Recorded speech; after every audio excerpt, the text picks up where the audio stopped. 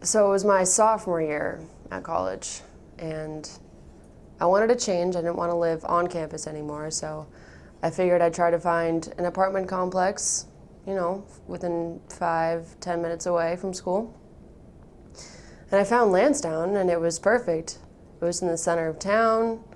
You walk to the grocery store, 2 bedrooms, 2 bathrooms. Sounded perfect. I was so excited to move into the new apartment with Tess. It was our first year living off campus, and I figured it was going to be like the best year ever. First night alone in the new apartment, Shai was off at her new job or at a night class, and I figured I'd break in the new kitchen.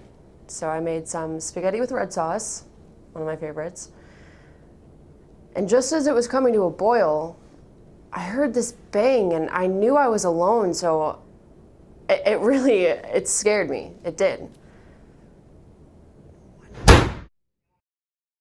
And like I said, at that point I was alone. I wish that I had someone there with me to verify it, Started to think I was crazy. That was the first time it happened, but it was definitely not the last. So the second time, Shai was at a night class, and I know that's a fact because she was talking about it all week. So I knew I was going to be alone, but for some reason it had slipped my mind, and I was extra nervous about it because of what had happened. But I hadn't told her any of it yet. So, again, I was in the kitchen. I guess I spent a lot of time there. And the shower came on, not in my bathroom, in Shai's, which again, she was at a night class. So I figured I'd check it out. That was just my first instinct, was to go investigate. As I walked into the room, it was hot water for sure because there was steam, but it didn't feel warm. It felt wrong. I walked slowly up to the curtain because I felt nervous. No one was in there with me. And I pulled it open. And there was no one there. It was running water.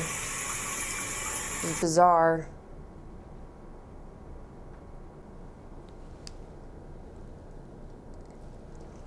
At that point, I figured it was time to tell Shai because it wasn't just my apartment. And if there was something wrong, she was paying off the rent. So she came home, as she always does. She goes to the gym after her night classes. And I told her. She thought I was crazy, and she didn't believe me, which was frustrating because I was starting to think that I was crazy. I would come back from the gym or my night classes, and Tess would tell me these crazy stories about these noises she would hear, like something or someone was in our apartment. I just thought she was getting in her head, with all the stress about schoolwork and our new place. We didn't know our neighbors yet. Things were just weird. I didn't think anything could possibly be going wrong. Not really. So after Shai didn't believe me, which was frustrating, I figured I would take it outside the apartment, get another perspective, someone that wasn't living here. And I had heard about this medium in the center of town who had specialized and done really good work with these types of things. So I went to her. So I entered the room as Tess requested, and as I walked in, I already felt this eerie feeling going on. So I stepped over to the bathroom, I looked in the kitchen, and just something did not feel right. So I started my cleansing routine right away and started the prayers and just had to explain to these girls that something is not going right here and that they should get out immediately. I was home alone one day. I was putting my clothes away, and I'm in my closet, and I hear the door open, like a bang, and I just assumed Tess was home. I said her name, but I didn't hear her answer. I still didn't think anything of it. And then I heard an even louder bang. I went into the kitchen, and I was shocked. My whole body just became covered in chills, and I was frozen.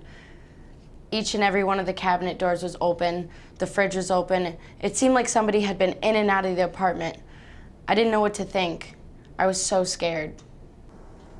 So after the first time it happened to Shai, we decided it was time to go.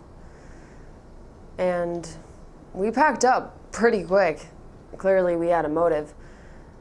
But as we were leaving, it was almost like whatever was in the room was saying its final goodbye.